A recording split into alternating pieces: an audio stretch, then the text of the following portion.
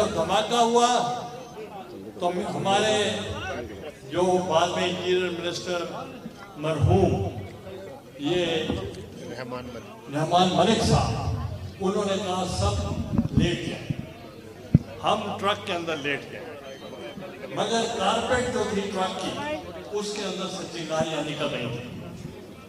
तो जब जैसे ही कुछ हालात बेहतर हुए तो हम उठे, सब ट्रक के पिछली तरफ दौड़े ताकि वो अपनी जान बचा सके।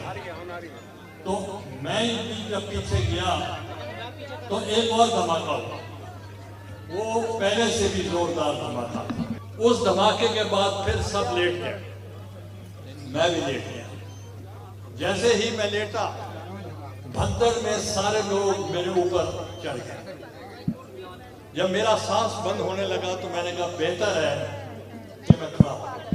मैं खड़ा हुआ तो ट्रक की स्टेयर्स होती हैं जो बहुत बारीक सी होती हैं, जहां लगेज सामान रखने के लिए वो सीढ़ी होती है। मैं उससे उतरा। वो इतना ट्रॉमा था कि समझ नहीं आ रही थी। आया कि वो सो रहे हैं, तो आधे जब मैं सीढ़ियों पे उतरा तो ऐसे मालूम हो रहा था कि वो सब मर चुके हैं। और जब मैं नीचे